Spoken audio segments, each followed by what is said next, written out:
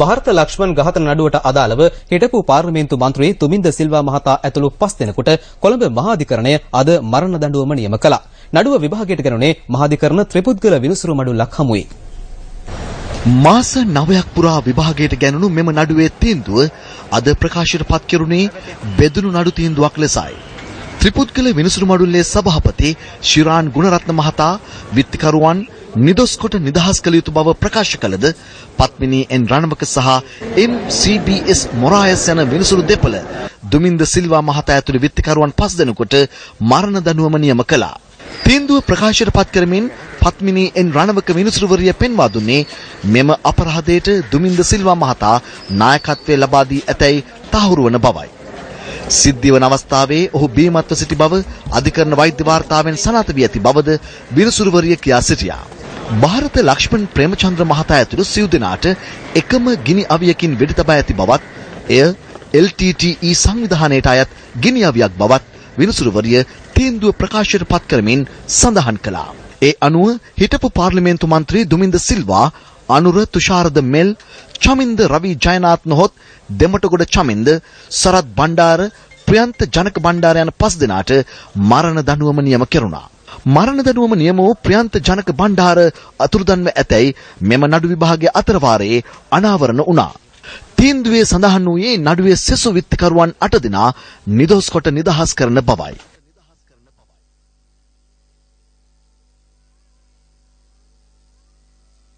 අධිකරණයේ කරුණු විමසූ අවස්ථාවේ තමන්ට සිද්ධිය සම්බන්ධයෙන් කිසිවක් මතක නැති බව දුමින්ද සිල්වා මහතා යලිත් ප්‍රකාශ කර තිබෙනවා. අමතකව ඇතැයි ප්‍රකාශ කළද මෙම අපරාධයට නායකත්වයේදී ඇත්තේ දුමින්ද සිල්වා මහතා බව නඩුවේදී තහවුරු වී ඇතැයි විනිසුරුවරිය කියා සිටියා.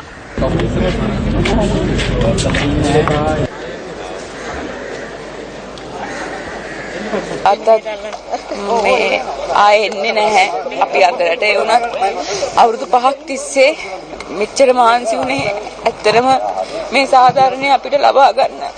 මම උසාවියට හැමදාම ආවේ මේ කැමරා ඉස්සර ඇඬුවේ ඒ කිසි දෙයක් කරේ කාටවත් බලපෑම් කරන්න නෙවෙයි අපේ තිබෙන දුකයි මේම කෙනාටම අපි කිව්වේ.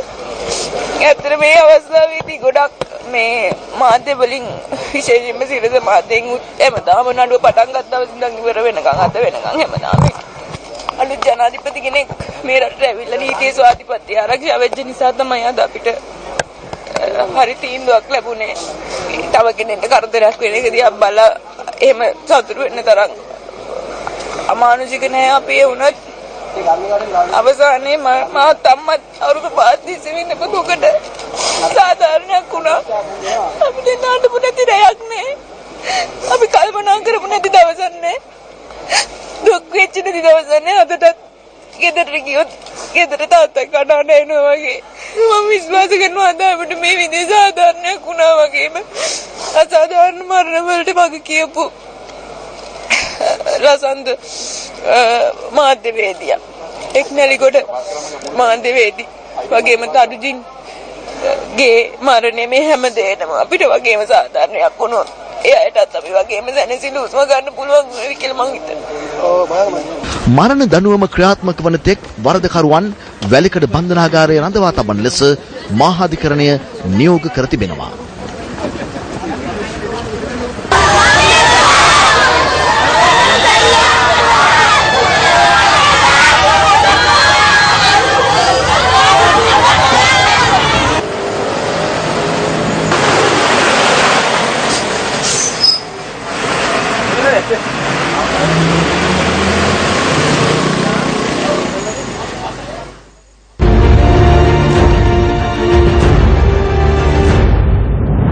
ඝාතනයට ලක්වුණු තම ආදරණීය පියාට යුක්තිය ඉල්ලලා හඬපු වැළපුණු සටන් කරපු දියණියක් හිටියනම් මෑත යුගයේ ශ්‍රී ලංකාවේ ඒ හිරුනිකා ප්‍රේමචන්ද්‍ර. හිරුනිකා මැතිණියනි අද මොනවද ඔබතුමියට දැනෙන්නේ? අද අවුරුදු 5ක සටනක විරාමයක් අවුරුදු 5ක් තිස්සේ මාත් මගේ අම්මත් අඬන්නේ නැති හැම දවසකම අපි සුසුම් හෙල් නොහලපු දවසක් නැහැ. මායි අම්මයි හොරෙන් හඬපු නැති දවසක් නැහැ. කම්පා වෙච්ච නැති දවසක් නෑ. ඉතින් ඒ නිසා හැම දෙයකම අවසානයේ අද කියලා මට හිතෙනවා. මෙච්චර කාලයක් වෙච්ච මහන්සි වල ඇත්තටම අවංක හිතින් වෙච්ච සියලුම මහන්සි වල ප්‍රතිඵල අද ලැබිලා තියෙනවා. ඉතින් එක පැත්තකින් කෙනෙක්ට කරදරයක් වෙලා මරණ දඬුවම දුන්නාට පස්සේ ඒකට උඩ පැන සතුටු වෙන්න තරම් මානසිකත්වයක් මට නැහැ. ඒත් මම අද ඔප්පු කරලා පෙන්නුවා මම මෙතෙක් කාලයක් එක හිතින් යුක්ත වෙනුවෙන් සටන් කරපු එකේ ප්‍රතිඵලයක් අවසානයේ තියෙනවා කියලා. තාත්තා ඝාතනය වුණාට පස්සේ ඔබ හිස් අතින් අධිකරණයට යනවා අපි දැක්කා. හැබැයි දෛවෝපගත සිද්ධියක්. තාත්තට සාධාරණ ඉටු වෙනකොට ඔබතුමිය ජනතා නියෝජිතවරියක් විවස්ථා සම්පාදක සභාවේ එහෙම නැත්නම් අපි කියන විවස්ථාදායකේ නියෝජිතවරියක්. ඇත්තටම ඇයි ඇඬුවේ තාත්තගේ ඒ තීන්දුව ආපු වෙලාවේ hina වෙලා සතුටු වෙන්නනේ තිබුණේ.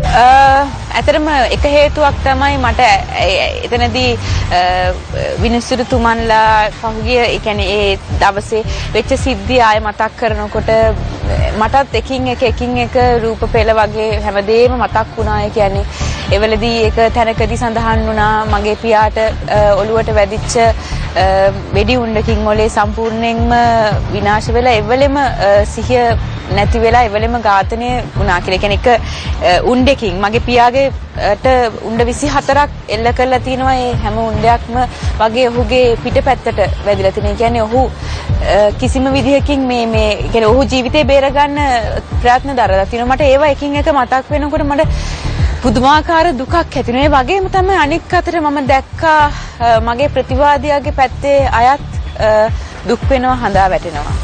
ඒ වෙලෙදි මට මතක් වුණා මමයි, මගේ අම්මයි, මගේ මල්ලි අවුරුදු 5ක් තිස්සේ අද වෙනකන් ඉස්සරහට අපිට දැන් මේ වෙච්ච නඩු තීන්දුවේ මගේ තාත්තා එන්නේ නැහැ. මට මගේ තාත්තවයි ලබා ගන්න බෑ. මම මෙතනින් ජයග්‍රහණයක් කරලා අධිකරණයෙන් නඩු තීන්දුවක් දීලා පෙන්නුවා විතරයි. මේකේ මගේ තාත්තා එන්නේ නැහැ. ඉතින් එදා මම දුක් වෙච්ච විදිහටම අද ප්‍රතිවාදය දුක් වුණා. ඒක ගැන මට බලලා මම ඊට අවුරුදු 4කට කලින් ඔබ ඇහුවනම් මම ගොඩාක් සතුටු වෙයි. ඒ තිබ්බ ආවේගේ, මගේ තිබ්බ වයස, ඒ හැම එකත් එක්කම. අද මම වයසින් මුහුකුරා ගිහිල්ලා අද එදා මට දැනෙච්ච වේදනාව උන්ට අද දැනෙන්නේ නැති කියලා මට හිතුණා. ඇතර මම දුක් වුණේ සහ ඇඬුවේ මට මගේ තාත්තගේ එදායේ සිද්ධිය එක දේ මම හිතපු නැති දෙයක්. මේ ජයග්‍රහණය මම හිතපු නැති දෙයක්. අද මම උසාවියට යනකම්වත් මේ දේ වෙයි කියලා හිතුවේ නෑ. මට ඒක ලොකු එක්තරාකට ෂොක් එකක්. ඒ කියන්නේ හිරුනිකා ප්‍රේමචන්ද්‍ර කියන සටන්කාමී චරිතයේ භූමිකාව අදින් අවසන්ද? නෑ, කිසිසේත්ම නෑ. මම සරන්කාමී භූමිකාවක් විදිහට මගේ චරිතය ගෙන ආපු නිසා තමයි අද මේ තරම් දුරට මේ නඩුව වුණත් මෙතනට විසඳෙන තත්ත්වයටපත් උනේ. මොකද හිටපු ආණ්ඩුවේ තිබ්බ යම් බලපෑම් නිසා මේ නඩු තීන්දුව වෙනස් වීමට තිබ්බා කියන එක බොරුවක් නෙමෙයි. ඒක හැමෝම දන්න කාරණයක්. මම ඒක තමයි එළියට ඇවිලත් කිව්වේ මේ රට බාරගත් අලුත් ජනාධිපතිතුමාට බොහොම ස්තුතියි කියලා. මොකද ඔහු අලුත් ප්‍රවේශයක් නීති ආධිපත්‍යයට පෙන්ලා දුන්නා. ඒ නිසා තමයි අද මේ විදිහට මේක විසඳුනේ.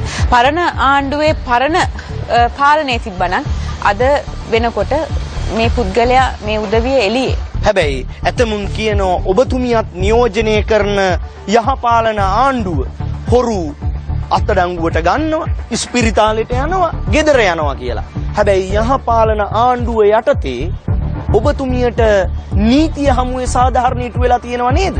මට නීතිය හමුවේ සාධාරණ ඉෂ්ට වෙලා තියෙනවා. හැබැයි මේකෙන් මගේ ප්‍රශ්නේ විසඳුණයි කියලා නීති ආධිපත්‍ය ඒ විදිහටම ස්ථාපනය වෙලා තිනවා ලංකාවේ කියන එකත් හරියටම නිගමනය කරන්න බෑ. මොකද තවමත් ලසන්ත වික්‍රමතුංග මහත්මයාගේ මරණයට වෙච්ච සාධාරණයක් නැහැ. එක්නැලිගොඩ මහත්මයාගේ අතුරුදහන් වෙම්වෙට වෙච්ච සාධාරණයක් නැහැ. චදුජීන් මහත්මයාගේ මරණයට වෙච්ච සාධාරණ නැහැ. ඉතින් මට සාධාරණ ඉෂ්ට වුණා කියලා කියන්නේ ඔවුන්ට යම් කිසි හරි බලාපොරොත්තුවක් ඇති කියලා මට හිතෙනවා.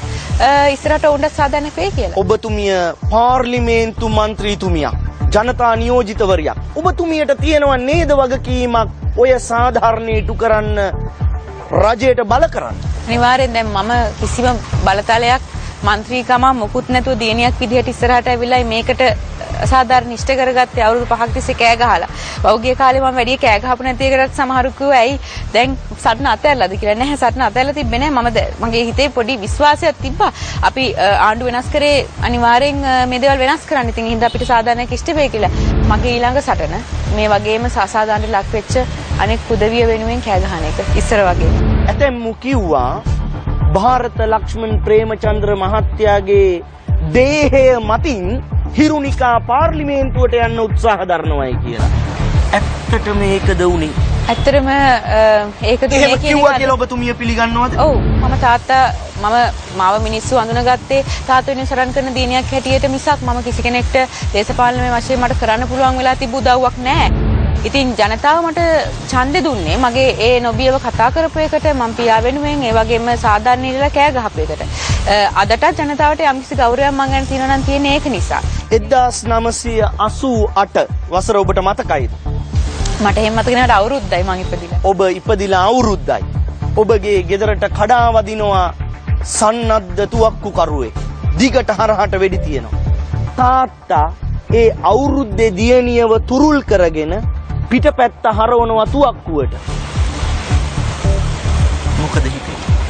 මට හිතෙන්නේ ඇත්තට මේක මතක් වෙද්දි මිලංගදිත් අම්මා මට ඒ කතාව කිව්වා සමහර විට ඒ සිද්ධිය වෙලාවේ 2011 10 වෙනි මාසේ 8 වෙනිදා මම එතන හිටියා නම් මට පුළුවන් මට මම කරන්නෙත් ඒක මම තරමට මගේ තාත්තට ආදරේ ඔහුත් මට ඒ තරමටම ආදරේ ඔහුගේ ජීවිතය තකන්න නැතුව මාව බේර ගන්න ඔහුගේ මගේ වෙඩිල්ලට ඔහුගේ පිටපැත්ත හැරෙව්වා. ඉතින් හැබැයි මං හිතනවා මට ජීවිතෙන් ඔහුට උදව්වක් කරන්න බැරි වුණත් මං ඔහුගේ ජීවිතේ නැති වුණාට පස්සේ මම යුක්තියෙන් ඔහුට කරන්න පුළුවන් උදව්ව කරා. ඔහුගේ ආත්මයට සැනසීමක් ලබා දුන්නා. අද රටේ මිනිස්සු කතා වෙනවා අපි හිරුනිකා ගැන කියපු දේවල් බොරු හිරුනිකා ඩීල් දැම්ම කිව්වා. ඒ පැත්තෙන් සල්ලි අරගෙන කිව්වා. අපිට නොයේ කවලාද කිව්වා. ඒ හැමදේම අද බොරු කළා මම පෙන්නුවා. මගේ තාත්තා මගේ විවාහයේදී මාව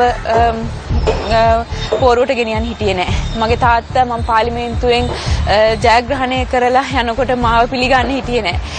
මගේ තාත්තා මගේ ජීවිතේ ලස්සන දවස් එකකවත් ඉන්න උට හැකියාව ලැබුණේ නෑ. ඔහුගේ මරණය සිද්ධ වුණා ඊට කලින්. ඉතින් ඒ දේවල් හැම එකක්ම වෙලත් මම හිත හදාගෙන හිටියා. අද දවසේ එනකන් අද මම හිතන හුකු හරි ඉඳන් බලාගෙන සත් වෙන ඇති මේකෙල්ල කොහොම හරි මේක දින්නනේ කියලා. ඔබව තුරුල් කරගෙන වෙඩික්කරුවගෙන් ඔබව රැකගත්ත තාත්තා ඔබට නැති වුණෙන් පස්සේ ඔබ සටන් කළා. හැබැයි එහෙම හයියක් නැති හිරුනිකාලා, චම්පලා, පුෂ්පලා මේ රටේ ඕන තරම් තාමත් ඉන්නවා. දියණියක් විදියට ඒ අයට ඔබට දෙන්න තියෙන පණිවිඩය මොකක්ද? මට කියන්න තියෙන්නේ මට පහුගිය ආණ්ඩුවෙන් නොයෙකුත් ප්‍රධාන පුද්ගලයන්ගෙන් බලපෑම් ආවා මේ කට වහගෙන ඉන්න පැත්තකට වෙලා ඉන්න කියලා. මාව මරන්න ඉඳිද්දී මම තමයි එකම කාන්තාව විදිහට මම මෛත්‍රීපාල සිරිසේන මැතිතුමා වෙනුවෙන් එළියට බැස්සේ. ලොකු විශ්වාසයක් හිතේ තියාගෙන මම කරන දේ හරි කියලා. තමුන් කරන දේ හරි නම් කවුරු මොනවා කිව්වත් අවසානයේ තමුගේ හෘද සාක්ෂිය දන්නවා නම් තමුන් හරි කියලා අවසානයේ ඒකේ ප්‍රතිඵලය අනිවාර්යෙන් හොඳ දෙයක් වෙන්නේ. ඉතින් මට කියන්න තියෙන්නේ ගොඩක් කාන්තාවන්ට මේ වගේ අසාධාරණකම් වෙලා තියෙනවා. අද සිට මම දැන් මගේ සටන ආරම්භන්නේ ඔවුන් වෙනුවෙන්. චූදිතයට මරණ දඬුවම නියම වෙනකොට අඬන්න තරම් සංවේදී වුණේ ගැහණුකම නිසාද එහෙම නැත්නම් මනුෂ්‍ය ගුණාංග නිසා කියලාද ඔබට හිතෙන්නේ? ඇත්තටම මේ වෙලේ මම හිතලා බලනකොට දැන් මට අනික පැත්ත වුණා නම් කවදාවත් ඒ පුද්ගල සංවේදී වෙන එකක් නැහැ. දිට ධම්මනිවේද කර්මය අසේවනාච බාලානම් පණ්ඩිතානංච සේවනා කියලා කියනවනේ.